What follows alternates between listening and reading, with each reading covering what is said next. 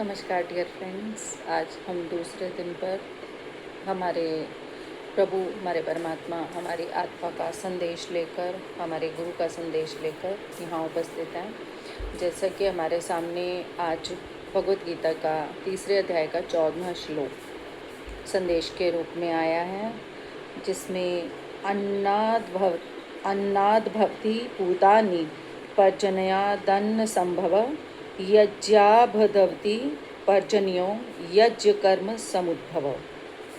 अब यहाँ क्या अर्थ बताया है इसका। अन्नात, अन्न से, भवंती उत्पन्न होते हैं, भूतानि भौतिक शरीर, पर्जन्यात वर्षा से, अन्न संभव उत्पादन। अब यहाँ क्या बताया है कि सारे प्राणी अन्न पर आश्रित हैं जो वर्षा से उत्पन्न होता है। यज्ञाभवति, अब यज्ञात यज्ञ संपन्न करने से, भवति संभव होती है, पर्जन्य वर्षा, यज्ञ का संपन्न होना, कर्म नियत कर्तव्य से, समुद्भव उत्पन्न होता है। वर्षा यज्ञ संपन्न करने से होती है और यज्ञ नियत कर्मों से उत्पन्न होता है। ये हमें अर्थ बताया। अब हम पत्री जी का जो एक विस्तारित और व्याख्या के साथ अर्थ है उसको लेते हैं, फिर हम अपनी कुछ जो हमारी अपनी विजडम है उसके साथ उसको जोड़ेंगे। अन्न का मतलब उबला हुआ चावल नहीं। अब हम यहाँ अन्न से क्या समझ रहे हैं, कोई भी चावल, गेहूँ, पर यहाँ क्या सीधा सीधा पत्री जी ने क्या कहा, अन्न का मतलब उबला हुआ चावल नहीं, भौतिक शरीर का अन्नमय कोश। अब यहाँ पे हमारे सातों शरीरों से जो हमारा पहला शरीर है, फिजिकल बॉडी जिसको हम कहते हैं, यहाँ उसकी बात की है उन्होंने। पर हमने उसको कैसे समझा कि ये चावल की बात की जा रही है, गेहूँ की बात की जा रही है। इसका मतलब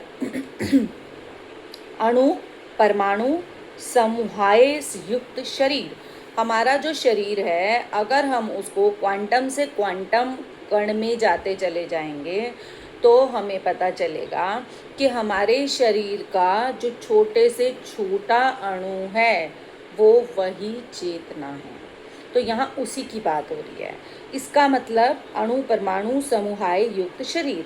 जैसे वर्षा से अन्न उत्पन्न होता है, वैसे शक्ति से पदार्थ का उद्भव होता है। इस बात को हम ध्यान से समझें। अब यहाँ पे उन्होंने मेटाफर यूज किया है उस अन्न का, हमारे अन्नमय कोश के उस अणु से। तो यहाँ इन्होंने क्या कहा है, जिस तरह से अन्न को ग्रोथ देने के लिए, उत्पन्न करने के लिए वर्षा की आवश्यकता होती है, बिल्कुल वैसे ही हमारे अंदर जो चेतन पदार्थ है उसके उद्भव के लिए शक्ति की आवश्यकता होती है। यहाँ कहा गया वृष्टि मतलब दिव्य चक्षु से देखी गई वृष्टि, यानी जो हमारी थर्ड आई से हमें ज्ञान प्राप्त होता है, जो हमारे दिव्य नेत्र से हमें हमारे को रियलिटी पता चलती है, यहाँ वृष्टि का मतलब वो है। यानी आकाश गंगा मतलब वो कॉस्मिक ऊर्जा, वो कॉस्मिक एनर्जी, विश्व शक्ति जो निष्काम कर्म से ही प्राप्त होती है। निष्काम कर्म को ही सत्कर्म कहते हैं।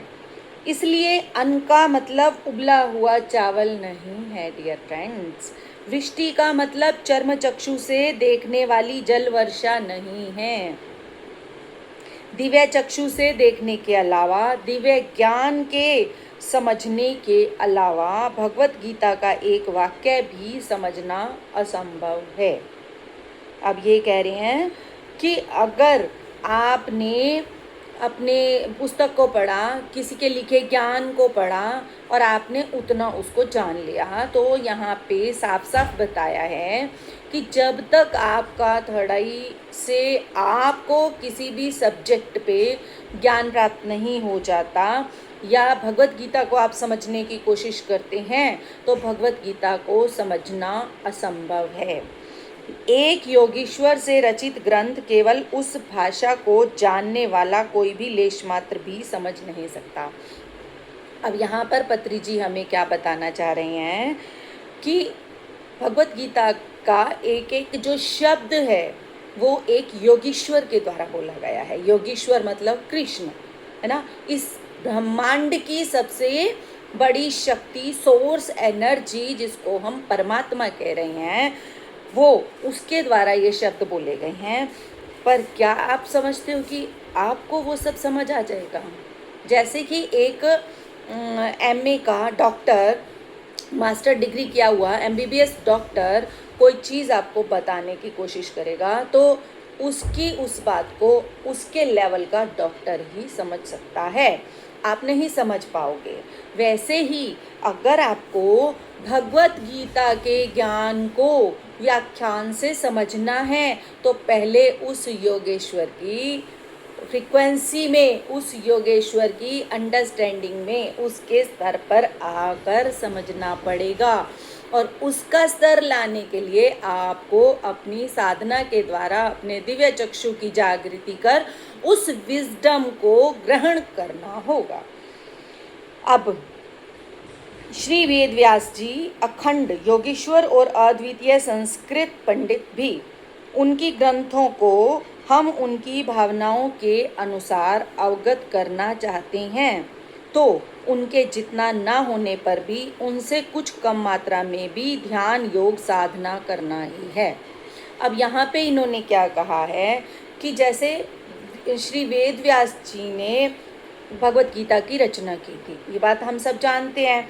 अब कहा है, बोला किसने था? श्री योगेश्वर ने। लिखा किसने था? श्री वेद व्यास जी ने।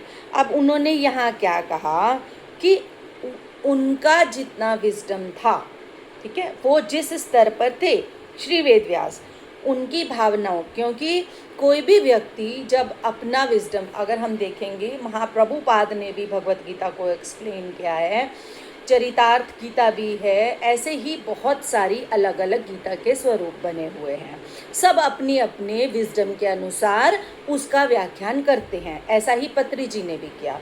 अब क्या है, देखो, जिसका जितना स्तर होगा वो अपने स्तर के अनुसार ही उसका व्याख्यान आपके सामने कर पाएगा, है ना।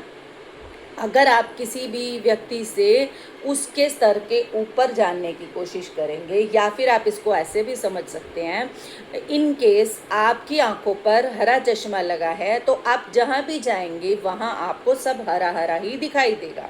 काला चश्मा लगा है तो आपको सब काला काला, उसका एक्चुअल रंग क्या है वो आप नहीं देख पाएंगे। इसी वजह से उसको देखने के लिए, रियलिटी को देखने के लिए आपको क्या करना होगा? उस चश्मे को निकालना होगा। यहाँ पे वही बात समझाई गई है कि ग्रंथों को हम उनकी भावनाओं के अनुसार भी अगर अवगत करना चाहते हैं। अब इन्होंने क्या कहा कि चलो योगीश्वर के स्तर पे नहीं भी आए ना हम अभी, तो हम अगर उनके स्तर पे आके भी उसको अवगत करना चाहते हैं तो सबसे पहले जितना उनका स्तर था, है ना, उनके जितना ना होने पर भी उनसे कुछ तो कम मात्रा में भी ध्यान योग साधना करके, उनके जितना ना होने पर भी कुछ कम भी क्यों नहीं, चाहे थोड़े कम भी हो जाएं, दिव्य चक्षु हमारे पास भी होना ही चाहिए। यहाँ हमें जो कल विजडम मिला था वो भी दिव्य चक्षु की जागृति के लिए था। आज जो विजडम मिला है ये भी दिव्य चक्षु की जागृति के लिए है। क्यों? क्योंकि जो आत्मज्ञान की प्राप्ति है वो हमें हमारे थर्ड आई, दिव्य चक्षु जिसे कहा है, तृतीय नेत्र जिसे कहा है, जो शिव का तृतीय नेत्र है, जो इस ब्रह्मांड के हर जगह को, हर कोने को, हर सूक्ष्म से सूक्ष्म कण की क्रिया को देख रहा है, जिसे हम कहते हैं कि उसका कैमरा ऑन है, वो शिव हो या कृष्ण या विष्णु या राम, या फिर कोई भी नाम आप ले सकते हैं। तो वो सब का सब जो क्या है उसी सोर्स एनर्जी की दृष्टि से चल रहा है। वो दृष्टि हमें भी दी हुई है। उस दृष्टि की जागृति के बिना आत्मज्ञान की प्राप्ति नहीं हो सकती, यहाँ उन्होंने ये कहा है। पर हम उसको कितना छोटे स्तर पे समझते हैं कि यहाँ पे हमें गेहूं, चावल, वर्षा जो सूक्ष्म रूप से हम देख रहे हैं उनकी बात की गई है, वहाँ उनकी बात नहीं की गई कि सारे प्राणी अन्न पर आश्रित हैं, यानी सभी के सभी व्यक्ति इस समय अन्नमय कोश पर ही निर्भर हैं। अपने जो अदर 7 बॉडीज हैं उनके बारे में कोई भी नहीं देख रहा। भावनामय कोश, प्राणमय कोश, है ना, उन सब के बारे में कोई भी नहीं सोच रहा कि मेरे शरीर पर, मेरे अन्नमय कोश पर कोई भी प्रॉब्लम क्यों आ रही है, कोई भी बीमारी क्यों आ रही है। सब उसी पर निर्भर हैं। जो वर्षा से अब आप देखो, वर्षा से ही हमारा अन्न उगता है, तो इसका ये मतलब है कि उसके लिए हमें अपने अंदर की शक्ति को जागृत करना होगा कि हम अपने जो अदर बॉडीज हैं उन पर भी कार्य कर पाएं। फिर ये कहा कि वर्षा यज्ञ संपन्न करने से होती है। सीधी सीधी बात है, देखो इन शॉर्ट सारांश फिर से समझा रही हूँ कि वर्षा यज्ञ संपन्न करने से होती है, यानी शक्ति साधना से मिल सकती है। यज्ञ मतलब अग्नि, यज्ञ मतलब सब कुछ स्वाहा। तो हमारे अंदर जो भी धारणाएं हैं वो स्वाहा हो जाना, जितना भी पुराना हमारा पैटर्न है वो स्वाहा हो जाना। हमारे जो चश्मे हमने अलग अलग लगाए हुए हैं हर व्यक्ति के प्रति, हर धर्म के प्रति, हर जाति के प्रति, वो सब चश्मों को स्वाहा कर देना। अब यज्ञ नियत कर्मों से उत्पन्न होता है। अब यहाँ क्या कहा है इन्होंने, ये बहुत सुंदर, यज्ञ यानी साधना आपके पुराने सारे अच्छे कर्मों से आपके अंदर आती है। तो कितने शॉर्ट में इतनी सुंदर बात पत्री जी ने हमें दी, हमारे गुरुओं ने हमें दी, हमारा ज्ञान हमें समझाने की कोशिश की, और हम इसे अपने जीवन में इस साधना को तप की तरह लेके अपनी दिव्य चक्षु को जागृत कर पाएं। अपना लक्ष्य दिव्य चक्षु को जागृत करना, सिर्फ इसलिए नहीं कि मुझे कुछ मिले, पर सब कुछ छोड़कर कुछ भी ना मिलने की आशा में जब हम कर रहे होते हैं, उस समय पर हमारा जो जीवन है और भी खिलकर सामने आता है, जिसे हम कहते हैं निस्वार्थ। चाहे हम साधना भी कर रहे हैं तो निस्वार्थ, बिना किसी कर्म के, जिसे भगवत गीता में ही श्री कृष्ण ने कहा है कर्मण्येवाधिकारस्ते मा फलेषु कदाचन। तो हम सब इस पर चल पाएं, अपने सभी कार्यों को, सभी कर्मों को उस प्रभु को, उस शक्ति को और उस ऊर्जा को समर्पित कर पाएं जो हमें सब कुछ दे रहे हैं। Thank you so much. कल फिर मिलते हैं एक नए संदेश और नए ज्ञान के साथ, और इस पर चलने का हम ज़रूर प्रयास करेंगे। हमारा उद्देश्य आप तक सिर्फ और सिर्फ इस ज्ञान को लाना नहीं, आपके जीवन को परिवर्तित करना है। अगर हमारे इस थोड़े से विजडम के द्वारा, थोड़े से समय के द्वारा आपके अंदर थोड़ा भी हम परिवर्तन ला पाए, अपने अंदर हम थोड़ा भी परिवर्तन ला पाए, तो ज़रूर इन शब्दों को हम सार्थक कर पाएंगे जो योगीश्वर के द्वारा बोले गए हैं। Thank you, thank you, thank you so much.